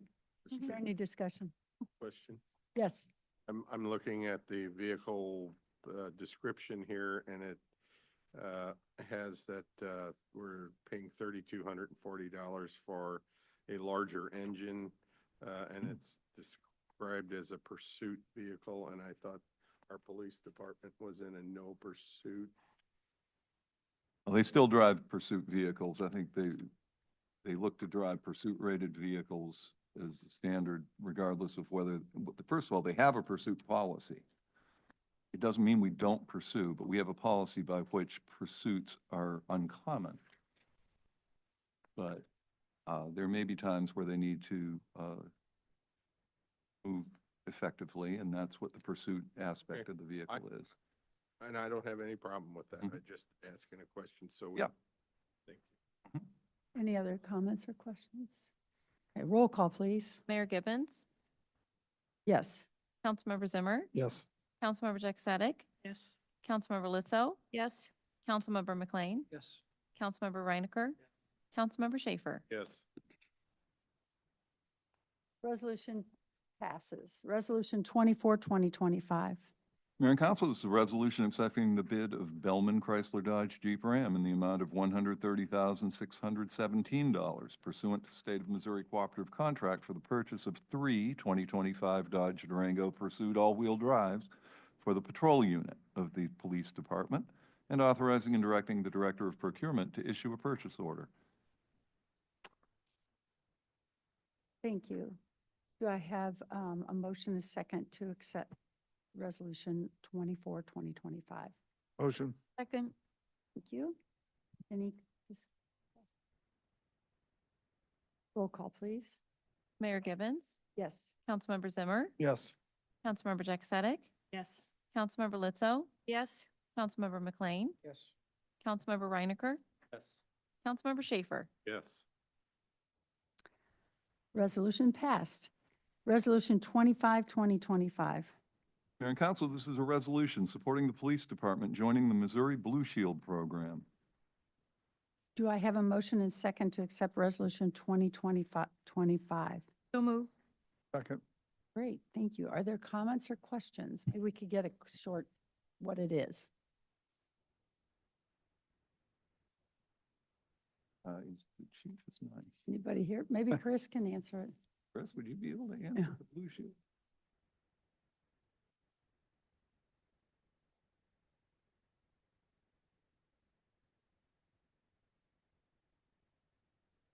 Oh. Just very briefly, which is that the governor, one of the governor's one of the governor's orders when he took office was to support law enforcement in the state, and said that he would be making funding available. I believe it is through grants for police departments that qualify for the Missouri Blue Shield program. One of the requirements is to pass a resolution supporting the city's participating in the program. Okay, And so this is for purposes of meeting that requirement. good. Thank you. Thank you very much. Any other questions? Yes, go ahead. Oh, I was just gonna say, just a comment, this is focused on reducing violent crime. I think this is excellent. We should do everything we can to do that. I have just this is just to support it, and then they're going to fill out the application. Who will be filling out the application for the city? It would be the Police Department. It would require signature of the, most likely me, to support the, pending if there is any match aspect to it. Can we get a copy of whatever's being submitted? Yeah, Because if you absolutely. look at the criteria, it's pretty interesting. And again, I think it will kind of direct us in the ways to make some commitment to our public safety and, you know, some of the requirements. And again, I don't know what you would have to score to be allowed into the, or, you know, approved for the program. So I'd be very interested in how, in looking at. We'll you know, forward after you the- any draft of the, Yeah, however you submit it, or if you want to draft either way, but I'd be interested in seeing the questions and how it's filled out. Mhm. Roll call, please. Mayor Gibbons? Yes. Councilmember Zimmer? Yes. Councilmember Jack Sadek? Yes. Councilmember Lizzo? Yes. Councilmember McLean? Yes. Councilmember Reinecker? Yes. Councilmember Schaefer? Yes. Resolution has passed. Resolution 26, 2025. this is a resolution accepting the proposal of Lockmuller Group Incorporated in the not-to-exceed amount of $842,953.71 for promotional design and bid period services for CRP 5502-617 Grants Trail Extension Phase 2 project, and authorizing and directing the mayor to enter into contract. Do I have a motion and a second to accept Resolution 26, 2025 as read? Motion. Second. Thank you. Are there any comments or questions? One, Yes. 80% reimbursement. Love when we get reimbursed. Yeah. So federal money coming to us that Mhm. will help us with this project. We've had a lot of it. I think, what, 32 million? Is that, am I right on that? It's in that range over the last Yeah. 5 years. Yeah. And 5 or this 6 is, years. this is a really exciting project to get the Grants Trail head down into Kirkwood. Amen. Mm. Yeah, this will be good for us. All right. Roll call, please. Mayor Gibbons? Yes. Councilmember Zimmer? Yes. Councilmember Jack Sadek? Yes. Councilmember Lizzo? Yes. Councilmember McLean? Yes. Councilmember Reinecker? Councilmember Schaefer? Yes. Resolution has passed. Resolution 27, 2025. Mayor and Council, this is a resolution accepting the quote with Urban SDK in the amount of $52,735 pursuant to a GSA cooperative contract for the purchase of a 2-year speed data package and authorizing and directing the Director of Procurement to issue a purchase order.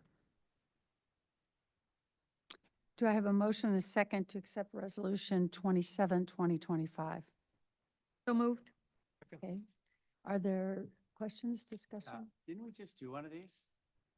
So this is an ongoing, basically a subscription aspect to continue these types of speed data analyses over the next 2 years that we have done a trial basis for the past year. You're correct. Okay, so it's the same Same company, same deal. 100%. And we're signed up for 2 years now, This would extend our current for another 2 years. That is correct. total of 52,000. Mm-hmm. Yeah, we entered the past year at 24,500. Wonder how many times we need to be told there's people speeding and pay for it. Well, I think it's helpful to us as we implement safety measures and intervention programs all over the city through Vision Zero and through the actions of council, such as the recent speed monitoring devices, that we have some good data ongoing to measure the effectiveness of that. I think that's the intent.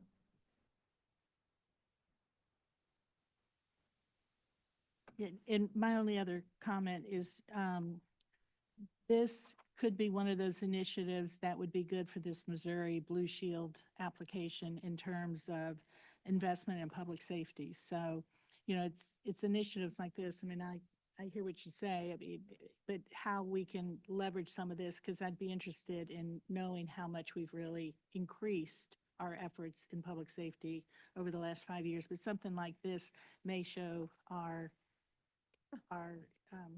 you know, goal or initiatives we're taking on. Mhm. I would just make sure that's included in that application. If we pass it. Questions, anything? Okay, roll call, please. Mayor Gibbons? Yes. Councilmember Zimmer? Yes. Councilmember Jack Sadek? Yes. Councilmember Lizzo? Yes. Councilmember McLean? Yes. Councilmember Reinecker? Nope. Councilmember Schaefer? Yes. Resolution has passed. Resolution 28, 2025. Mayor and Council, this is a resolution accepting the bid of Contemporary Landscape GGRK Incorporated for the City of Kirkwood Property Grounds Maintenance in the amount of $206,229.89, which includes a 10% contingency in the amount of $18,748.17 for the first initial one-year term with the option to renew to up to 4 additional 12-month terms at the rates provided in the rate sheet, copy of which is attached hereto and incorporated by reference herein, pending budgetary approval and authorizing and directing the mayor to enter into a contract. Thank you. Do I have a motion and a second to accept Resolution 28, 2025 as read? So moved. Second. Are there any comments or questions? Yes, Councilman Um, Belisle. Russ, is this a brand-new contract, or this is something that we've had for several years to do and basically mowing on city property downtown? Or can you explain what the deal is? Because I don't remember seeing one of these kind of blanket at this six-figure number. I think David might be able to take that question better than I. Yep, Councilmember Lutzo, this is a reoccurring contract. It's one that we've had in place for quite a few years now. I think this is either second or third iteration. But it involves properties that the city maintains all over the city. So it's not just in the downtown area, it's all neighborhoods and things along those lines. It's set up so that we have a routine schedule of mowings. This is basically just mowing turf. I mean, the whole Yep. dealing with planted landscape and all of that, that's a completely separate. So there are a few aspects of that involved in this contract for how they're graded into different levels of maintenance and care, but it doesn't deal heavily with weeding and that. Okay. That's what you're talking about. All right, thank you. David, I know in the past, there's some property that we own in Meacham Park and it has not gotten mowed on a regular basis. So can we make sure that that's, Yeah, we can review through it to make sure that's covered in our list if it's city property. That's what the contingency for as well, is in case we find something that is city property that we need to include, or if we have to increase additional mowing cycles. Okay. So the fun of rain that we're having right now, if it happens during growing season, we have to cut Up some it up, additional rounds. yes, Councilmember Schaefer? David, does this include any kind of tree removal or anything like that? This is strictly cutting grass. Yeah, this does not involve anything with tree removal. That's all through a separate contract. And is this a new company that we are taking on now here at the city? Different than what we had in the past?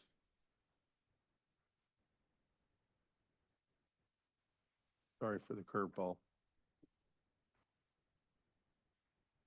Says it's the first initial one-year term. So Well, that's Yeah, I think that this is a different one because I think the last one we contracted was a company of a different name, now that I'm looking at it. you can get back to me. It's fine, David. Thank you. That's it. I know this company. I was surprised to see it, and they do a good job. There I'm you pretty, I would recommend them if somebody asks. That's good, yeah. Yep.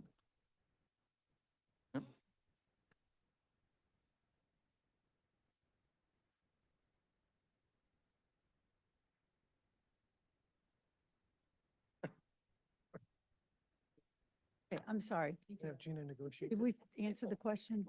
Yes. Okay, thank you. All right. Are there any more comments on this particular resolution? No? Okay, roll call, please. Mayor Gibbons? Yes. Councilmember Zimmer? Yes. Councilmember Jack Sadek? Yes. Councilmember Lutzo? Yes. Councilmember McLean? Yes.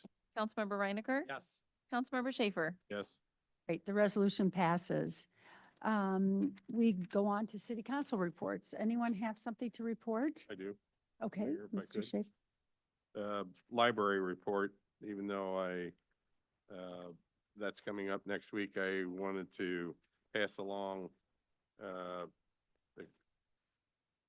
library board received a grant of $14,999 for literacy. That's the good news, that they, are going to receive 100% of the requested funds. The bad news is the money has not been allocated because someone at the federal level is holding it up at this point in time. And now let's leave it there. There we go. Okay. Anybody else? No? Okay. Chief Administrative Officer report. Yes, Mayor and Council, I do have a couple of items. The city did receive an application for temporary outdoor promotional variance from Proper Cannabis at 10855 Manchester Road for an informational booth in conjunction with Pedal the Cause for an event called Cannabis for a Cause on April 19th, 2025 from 9 a.m. to 7 p.m. And this would require city council approval by voice vote. Okay, very good. Is the applicant here? First, we need a motion and a Oh, second. motion is second, sorry. Second. Okay, great. Applicant, yes, would you like to say something? Yes. Hi, my name is Chris Chesley. I am with Proper Cannabis. This is something that we're really trying to launch this year with not just the Kirkwood location, but all of our locations. We are working with 6 different nonprofits from not just mostly around the St. Louis area, but also from around the country. We hope to feature all of them throughout the year at all of our locations. This does happen to be the first one that we are working with. When we kind of announced that we are looking to have them come to our locations and tell the communities about what we're doing, Pedal the Cause was the first one to really jump out about it. Anybody have any questions or comments? Yes. Thanks, Chris. I'm just wondering, do you have any idea, how much funds you might expect to raise with the event, So Esther? our nonprofit has already set aside a certain dollar amount that we will be giving to each of these nonprofits. We are putting together promotional cannabis packs that people can purchase, and all of those proceeds go to our nonprofit organization. We will, eventually sell out of all of those, so we are able to dedicate a certain amount of money to it. And it's right around the $35,000 mark that we plan on giving to these organizations. Total or just from To each one Okay. of the 6 that we are currently working with. And I also have some information, if you guys would like, about all the different organizations that are the 6 organizations that we are working with this year. Why don't you just list them real quick, Cars? Yes. We have the Ollie Hinckley Heart Foundation, the Last Prisoner Project, PRG, which is a Pink Ribbon Good, Promo, NAMI, which is a mental illness organization, and Pedal the Cause.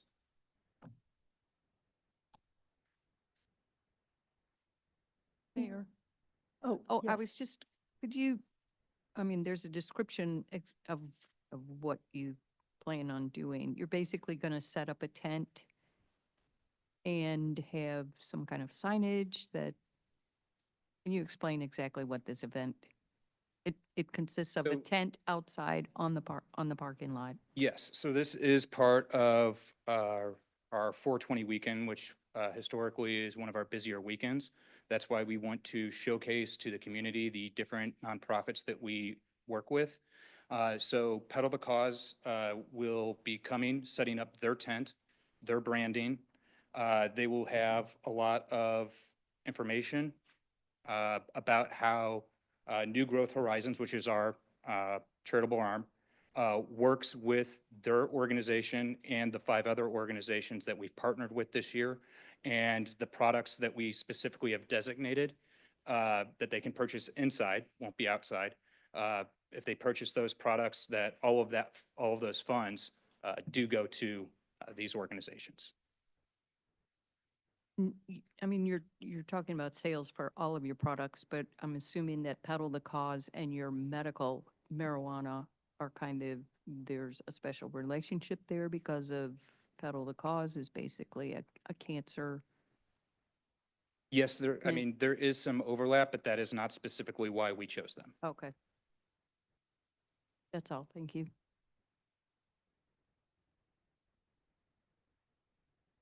All in favor of the approval of the application, say aye. Aye. Opposed, say nay. Nay. Can I get a quick, just hands of all those in favor so I can easily list out your names? What are we doing, the ayes? Well, yes, all those who voted in favor, if you can just let me know, because it was hard to hear all the voices. Okay, so Reinecker, McLean, and Litzow were in favor. Yes. Okay, so, We don't get a has public, there's failed. no comments on this or anything? Oh, did I not let the, Well, I I asked. mean, Nancy asked questions. Okay, well, Oh, I was just gonna comment that, I mean, it's because if it's too late now, but my point was, whether you're a cannabis fan or not, which I'm indifferent to it, allowing cannabis people in St. Louis, businesses in Kirkwood now, right or wrong, you can argue, but we're allowing them, and I think we should be promoting Kirkwood businesses as much. I was disappointed when we voted down the cannabis, wanted to have a grand opening with the little flyers out there with the guys going up in the air and stuff. I think we're doing a disservice to ourselves in Kirkwood by saying, oh yeah, we welcome cannabis business, but yet we're not gonna support.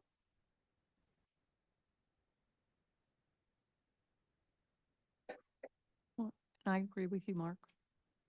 Thank you.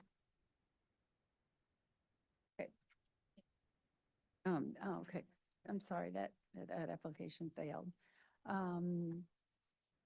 Next. Pause, Yeah. yes. The city did receive an application for a liquor license to sell intoxicating liquor by the drink, including Sundays, from Kirkwood Salt and Smoke LLC, 110 South Kirkwood Road. This request needs city council approval by a voice vote. Do I have a motion and a second to approve the application? I'll move. Are there, do what? One of us, we said it at the same time. Oh, okay. You first. I'll put you first. I don't care. Are there any questions or comments on the application? I'll have a comment then. How's that, Al? Okay. Welcome. All in favor of approval of the application, say aye. Aye. Say opposed, nay. The application passes. And that's The all I have, approved Mayor. Yep, reports. that's all I have, Okay, Mayor. yeah. We're done. I have nothing to report. Yes, Your Honor. I have one thing to report on. It's the report of the April 2nd, 2025 meeting of the Planning and Zoning Commission. The following action was taken. By a vote of 6-0, the commission recommended approval of a special use permit amendment with conditions to add an outdoor bar in the existing outdoor seating area for Napoli Kirkwood, located at 436 North Kirkwood Road. A public hearing will be scheduled before the city council on this item on May 1st, 2025. And that's all I have. Great, thank you. Yes, I know I'm out of order, but I'd like to welcome Jackie yes, here thank you for doing that. as our new counselor. That, and then I forgot. Very Welcome. good. Welcome. Welcome, welcome. Yes, well, we're happy to have you. To Kirkwood. See no further business. Just Oh, tag team under, she indulged me a little bit and I took a picture of her in the John Hessel Memorial oh, that's room good. with her feet on the desk and on the phone. And I just said to John to say Jackie is settling in nicely. That's good. I like that. Thank you, Gina.